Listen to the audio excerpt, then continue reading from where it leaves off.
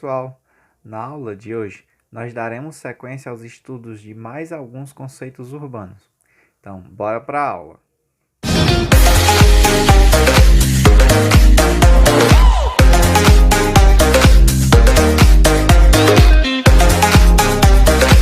Bem, pessoal, essa é a nossa primeira aula após as provas. Na aula anterior, que foi anterior às provas, nós estudamos alguns conceitos acerca da urbanização.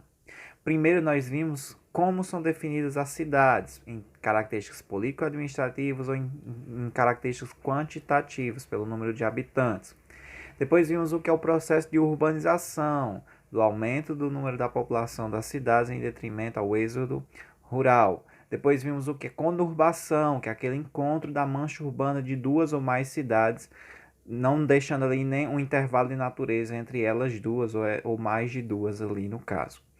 Vimos também o que é uma metrópole e o que é uma megalópole. Uma metrópole é uma grande cidade com um grande aparato urbano que desenvolve um poder ali de influência sobre as demais da região, que essa região é chamada justamente de região metropolitana. Dentro dessa região metropolitana entra a metrópole, é muito comum a migração pendular, que nós também vimos na aula passada.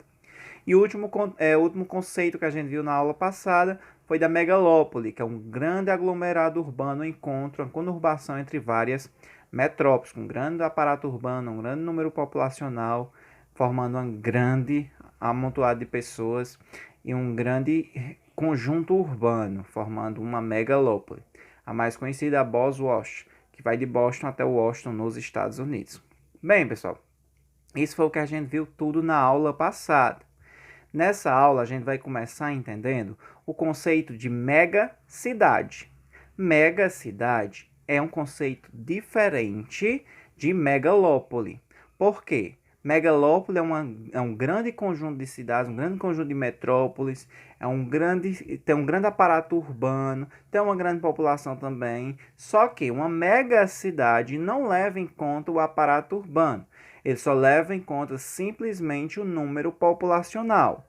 Então, não necessariamente uma megacidade terá um grande desenvolvimento urbano, um grande aparato urbano. São consideradas megacidades aquelas cidades que têm população superior a 10 milhões de habitantes.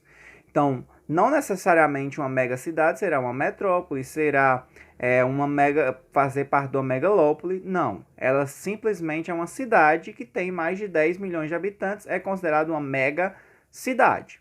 Um exemplo de megacidade no nosso país, nós temos São Paulo, é uma megacidade. Tem mais de 10 milhões de habitantes vivendo na cidade de São Paulo, então é considerado uma megacidade.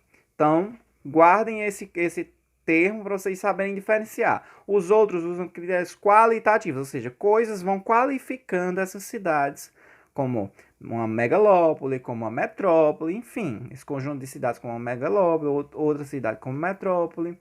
Isso aí são questões qualitativas, coisas que vão qualificando essas cidades para elas se tornarem o que são. Já a megacidade é apenas quantidade de habitantes, são quantitativos, critérios quantitativos. Se tem mais de 10 milhões de habitantes, eu chamo aquele local, aquela cidade de uma megacidade. Então é simples o conceito de megacidade. Outro conceito também simples são as cidades globais. As metrópoles, elas nos desenvolvem ali uma influência sobre as demais cidades dentro do seu país, ou você tem ali uma região metropolitana que sofre influência daquela metrópole. Esse é o mesmo papel das cidades globais, só porque ela não desenvolve uma influência apenas regional. Ela desenvolve influência também mundial, global. Então, por isso o nome cidade global. É uma grande cidade com um grande aparato urbano, com um grande desenvolvimento. Geralmente são as cidades mais desenvolvidas dos seus países, com um grande aparato urbano, com a presença de empresas transnacionais, com sedes de empresas de outros países, com grandes aeroportos internacionais, também com sedes de bolsas de valores. Então é como que o coração dos seus países, e ainda exerce, além de influenciar o seu país, além de exercer ali certa influência, um acontecimento naquela cidade, exercer certa influência no seu país, ela também influencia o mundo. Então, essas são as cidades globais, aquelas cidades importantes não só para os seus países, mas também para todo o mundo. Além disso, elas contam com um grande aparato urbano. Cidade global não leva em conta números quantitativos, não. São critérios qualitativos e não critérios quantitativos. Você não tem um número fixo de habitantes. Geralmente tem muitos habitantes, por serem centros de formação de emprego e tudo mais. Porém, para eu definir a cidade global, não tem um número de habitantes.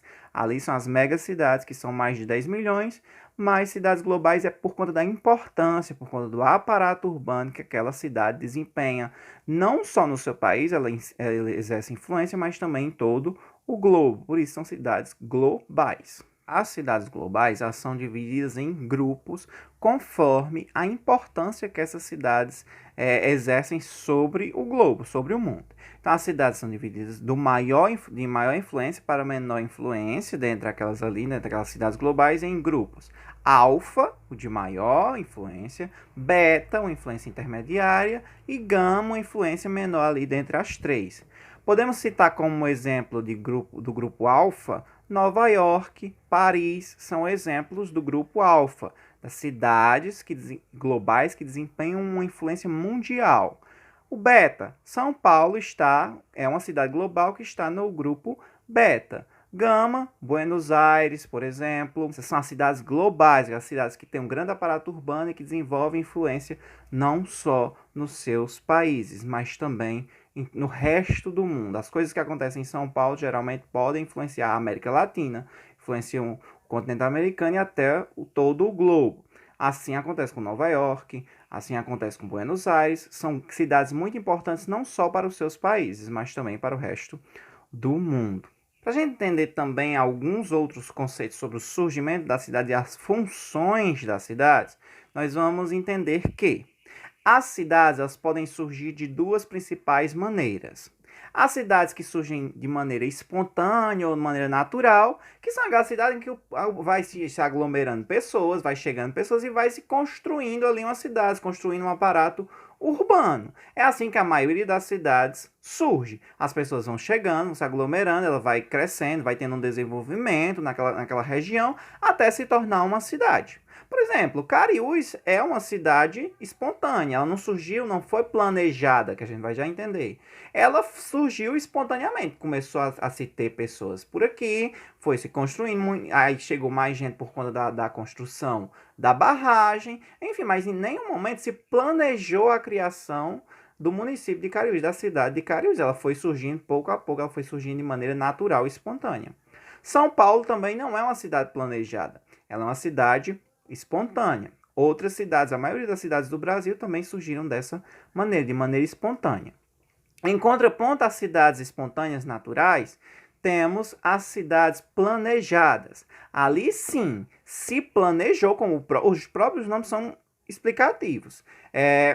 Se planejou, se teve um planejamento, se decidiu que ali naquele local se construiria um espaço urbano, se construiria uma cidade. Creio que todos vocês sabem do principal exemplo, do mais famoso exemplo que a gente pode usar aqui para o nosso país, que é a nossa capital. A cidade de Brasília ela foi construída, ela foi projetada para ser sede administrativa do Brasil. É lá que estão sediados os três poderes da República, o poder judiciário, o poder legislativo e o poder executivo. Então ela é a sede administrativa do país, é a nossa capital do país. Ela foi projetada, foi planejada, as ruas, o desenvolvimento de tudo foi planejado previamente, construído em mais ou menos 5 anos. Enfim, esse é um exemplo de cidade planejada. Mas também Belo Horizonte, que é mais antiga e também foi planejada. É a capital do Tocantins, que é o mais novo estado do Brasil, o mais recente estado criado no Brasil. Palmas também foi planejada. Então, quando você tem um planejamento, uma elaboração, não, aqui vai ser tal coisa, aqui vai ser nessa região aqui vai ser o centro, nessa região aqui nós vamos colocar os poderes executivo, legislativo e judiciário da cidade, os poderes. Não, nessa região aqui vai ser só comercial, nessa região aqui vai ser só de casas. E isso é uma cidade planejada, se projetou, se planejou, se elaborou antes de surgir. Então são esses dois os principais tipos, as naturais, espontâneas, que vão surgindo com o tempo, as pessoas vão chegando, vão formando ali suas cidades. E que essas são as mais antigas, as primeiras cidades, que são chamadas cidades hidráulicas, inclusive eu creio que vocês já estão estudando história isso, elas vão surgir ainda na pré-história, quando o homem sofre um processo de sedentarização, lá no período entre o Neolítico e a Idade dos Metais, com a Revolução Agrícola, o homem descobre a agricultura e ele se sedentariza, ele se fixa num local, passa a criar animais. Daí as primeiras cidades vão começar a surgir à beira dos rios, por isso são chamadas cidades hidráulicas. Então, desde a pré-história, as pessoas já se aglomeravam em cidades. Aí, a partir da Idade dos Metais, com a descoberta do metal e a descoberta da escrita, vocês sabem também que a descoberta da escrita, vocês já devem estar estudando isso em história, que a descoberta da escrita vai marcar o fim da pré-história e o início da história. Então, aí, no fim da Idade dos Metais, se descobre a escrita, o homem ficou mais tempo ali em casa, não precisava mais sair para caçar, passar muito tempo caçando, ele já sabia guardar a carne, guardar os animais vivos, aliás, já sabia plantar, então não havia necessidade dele passar longos períodos caçando o que comer, então ele começou ali a ficar em casa, começar a fazer alguns registros sobre a produção, e daí surge a escrita. O mais provável que tenha surgido lá na Suméria, que depois vocês também vão estudar todos esses povos aí em história. Sumérios, babilônicos, enfim. Então, desde a pré-história, os homens já se aglomeravam em cidades, e por isso essas cidades vão surgindo de maneira espontânea lá no início, mas depois vão começar a se planejar as cidades, e são cidades planejadas. Essas são as duas formas principais de surgirem as cidades. Não é como se classifica as cidades, nem como os países adotam critérios para definir que aquilo é uma cidade ou não. É quando elas surgem. É diferente daqueles termos quantitativos e daqueles termos político-administrativos. Aqui é como elas surgem. Surgem de maneira espontânea ou surgem de maneira planejada. Então, é bem simples, esses dois conceitos são bem simples. Outra coisa é quanto à função das cidades. As cidades também podem ser classificadas quanto às funções que elas exercem. Por exemplo, uma cidade administrativa. Brasília é uma cidade administrativa, é a sede do poder brasileiro, é a nossa capital do país. Alguns países têm capital administrativa e outro tipo de uma capital econômica, por exemplo, mas o Brasil tem uma única capital, que é Brasília. Uma cidade comercial é uma cidade que desenvolve práticas de comércio, principalmente. Cidade industrial, não precisa nem eu estar explicando cada um deles. Cidade industrial é uma presença de grande indústria. Cidades tecnológicas, uma grande produção tecnológica, um grande polo de tecnologia é uma cidade tecnológica. Um exemplo dessa própria Boston, de cidade tecnológica. Cidade religiosa, que tem uma grande presença de pessoas, tanto de pessoas ali que vão e voltam, migram ali para aquela cidade momentaneamente, como ela se desenvolveu com base na religião. Aqui bem próximo da gente, nós temos uma grande cidade que o maior desenvolvimento dela é por conta da religião. Ela é um polo religioso, que é a cidade de Juazeiro do Norte. A boa parte do desenvolvimento econômico de Juazeiro se dá por conta do turismo religioso, por conta da devoção ao Padre Cícero, que os católicos têm ao Padre Cícero. Então, muitos romeiros vêm de todo o Brasil e até de fora do Brasil para Juazeiro do Norte por conta dessa questão religiosa. Aparecida do Norte também. Juazeiro do Norte são cidades religiosas. Já falei, cidades turísticas também, por exemplo, Rio de Janeiro é uma cidade turística. Então, dependendo da função delas, são classificadas em cidades comerciais, cidades industriais, cidades tecnológicas, cidades turísticas, cidades religiosas. E são conceitos muito simples que não precisa de eu explicar para vocês o que é cada um deles, porque o nome já está explicando. Uma cidade religiosa, por quê? Porque a principal fonte de desenvolvimento daquela cidade ali foi algum critério religioso. Porque lá, segundo a fé islâmica, por exemplo, essa cidade é importante para o islamismo. Não, essa cidade é importante para o judaísmo. Não, essa cidade é importante para o cristianismo. Jerusalém ela é importante para essas três religiões. Para as religiões islâmicas, para as religiões cristãs e para a religião judaica também. É um grande polo, uma grande cidade por conta dessa religião. Tem uma migração das pessoas para essa cidade, o desenvolvimento dessa cidade se dá por critérios religiosos. Aí por critérios econômicos, por critérios comerciais, por critérios industriais, você vai ter essa classificação das cidades. Então, os conceitos de hoje são muito mais simples do que os conceitos da aula passada. Então, bem simples, nós estudamos hoje, aprendemos hoje que megacidade é uma cidade com mais de 10 milhões de habitantes. Não leva em consideração outro critério. Leva em consideração apenas o número de habitantes. Nós vimos que as cidades globais são aquelas metrópoles, grandes metrópoles que desenvolvem uma importância não só no seu país, não só na sua região, mas também a nível mundial, a nível global. Elas são divididas, na verdade, em 3 principais grupos. Alfa, as de maior, beta, intermediário e gama, as de menor, ali entre as 3 importantes. Eu citei exemplos lá no início da aula.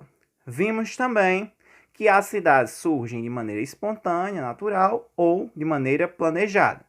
E por último, que as cidades podem ser classificadas conforme a função que elas exercem, seja religiosa, seja administrativa, seja industrial, seja comercial, enfim, vocês podem aprofundar mais isso, mas é muito simples esse conceito, vocês podem fazer as leituras no livro de vocês. Então, até a próxima aula, fiquem bem, tchau, tchau.